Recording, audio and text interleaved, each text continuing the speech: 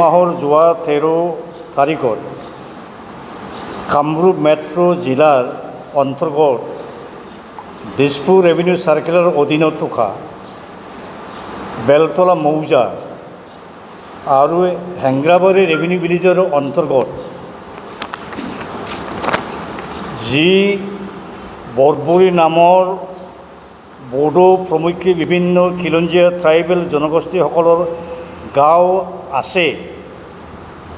সেই গাঁৱৰ পৰা অসমৰ আচল ভূমিপুত্ৰ বড়ো প্ৰমুখ্যে বিভিন্ন ট্ৰাইবেল জনগোষ্ঠীৰ মাজৰ সৰ্বমুঠ 36টা পৰিয়ালক অতি নিৰ্মমভাৱে গুৱাহাটী মেট্ৰপলিটান ডেভেলপমেণ্ট অথৰিটিয়ে কেইবাশ পুলিচ, আসাম পুলিচ বেটেলিয়ন, CRPFৰ জোৱানসকলক লৈ যে নিৰ্মমভাৱে অমানৱিকভাৱে পশুতুল্য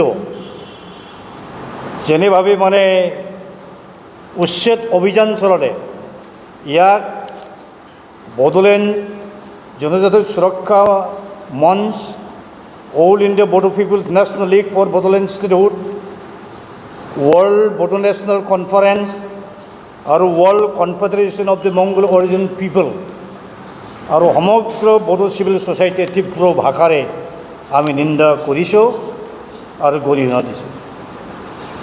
ফলত আমাৰ খিলঞ্জীয়া বড়ো পৰিয়ালসকলক যোৱা শীতকালীন সময়ছোৱাত নলপাৰা অঞ্চলৰ পৰা উচ্ছেদ অভিযান চলাইছিল।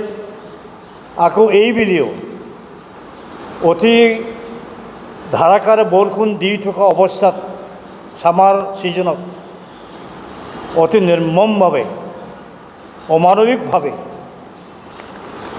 বিভিন্ন অত্যাচাৰ কৰি যি অভিযান চলালে, উচ্ছেদ অভিযান, ইয়াক আমি তীব্ৰ ভাষাৰে নিন্দা কৰিছোঁ আৰু অসম চৰকাৰক আমি সকীনি দিছোঁ, যদি অতি সোনকালে এই উচ্ছেদিত পৰিয়ালসকলক সেই অঞ্চলতে চিৰদিনভাৱে যুগে যুগে বসবাস কাৰণে সুযোগ সুবিধা দিয়াৰ ব্যৱস্থা হাতত ল'ব লাগে।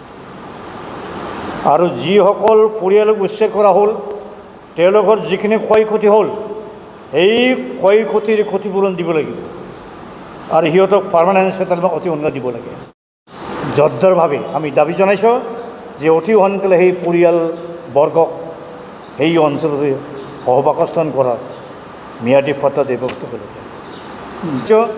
যোৱা 2020 চনৰ 27 জানুৱাৰীত বৰ্তমানৰ মুখ্যমন্ত্ৰী ডাঙৰীয়া ডক্টৰ হেমন্ত বিশ্ব শৰ্মাৰ ৰাজনীতিৰ ষড়যন্ত্ৰণাৰ ফলতেই নতুন তৃতীয় বড়ো চুক্তি স্বাক্ষৰ হৈ গৈছিল আৰু সেই তৃতীয় বড়ো চুক্তিৰ 7.1 ক্লছে কয় কি,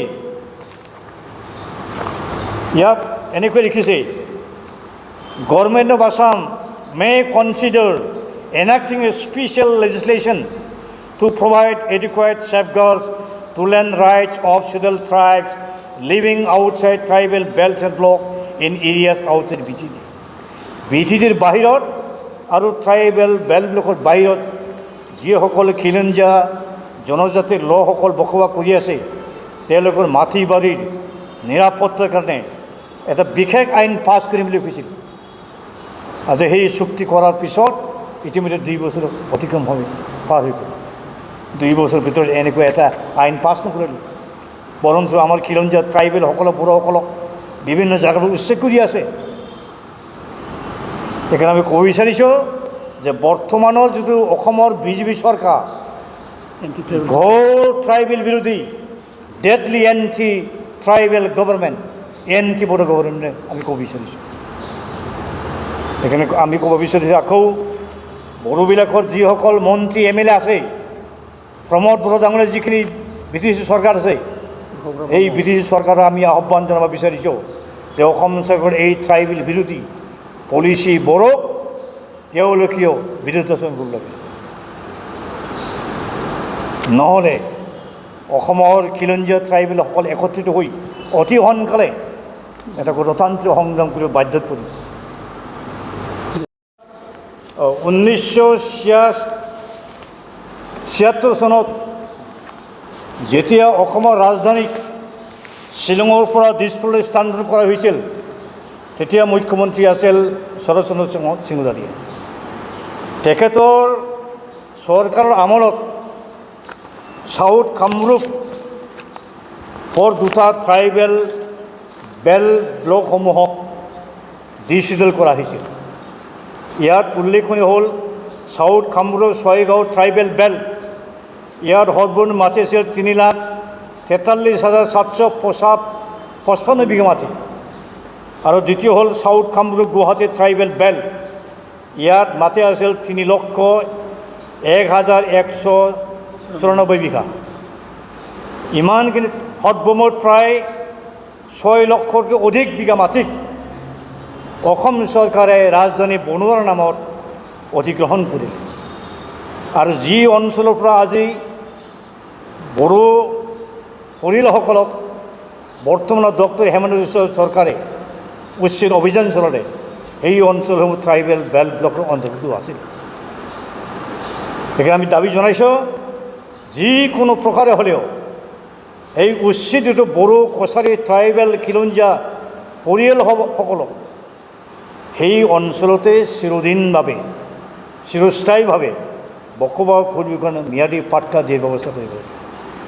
এইখিনিতো অতি উল্লেখনীয় যে সেই একেটা অঞ্চলতে আজমল ডাঙৰীয়াৰ সৰ্বমুঠ 9 বিঘা মাটি আছে। তাৰপিছত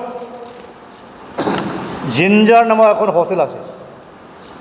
তাৰপিছত জয়ন্ত মল্ল বৰুৱা, বিজেপিৰ এজন অন্যতম মহানেতা, এই নেতাজন ইয়াত বিল্ডিং আছে। সিহঁতৰ বিল্ডিং, সিহঁতৰ ঘৰ বাৰী, সিহঁতৰ মাটিৰ ওপৰত সিহঁতৰ যিটো ঘৰ বাৰী আছে, ইয়াক খালি উচ্ছেদ কৰা হোৱা নাই। যদি আমাৰ বড়ো কছাৰীসকলক উচ্ছেদ যদি কৰে, সেই আজমলহঁতৰ, সেই মল্ল বৰুৱাহঁতৰ বা সেই যিটো জিঞ্জাৰহঁতৰ উচ্ছেদ হ'ব লাগিব। এই উচ্ছেদ ব্যক্তিগত কৈছে যদি সকলোৰ কাৰণে যদি সমান হয়, ট্ৰাইবেলৰ কাৰণে কেৱল আইনটো বেয়াকৈ ব্যৱহাৰ কৰিছে, কেলৈ উচ্ছেদ কৰিলে, সিহঁতৰ কেলৈ উচ্ছেদ কৰা হোৱা নাই। গতিকে আমি তীব্ৰভাৱে নিন্দা কৰিছোঁ আৰু ইউনাইটেড নেশ্যনৰ declaration on the rights of the Indian people, যিটো অধিকাৰ, ইয়াৰ বিৰোধী হৈছে। আৰু খিলঞ্জীয়া বড়ো কছাৰীসকলৰ যিটো ফাণ্ডামেণ্টেল ৰাইটছ, খিলঞ্জীয়া মানুহৰ যে অধিকাৰ, মানৱ অধিকাৰ, ইয়াক লংঘন কৰা হৈছে।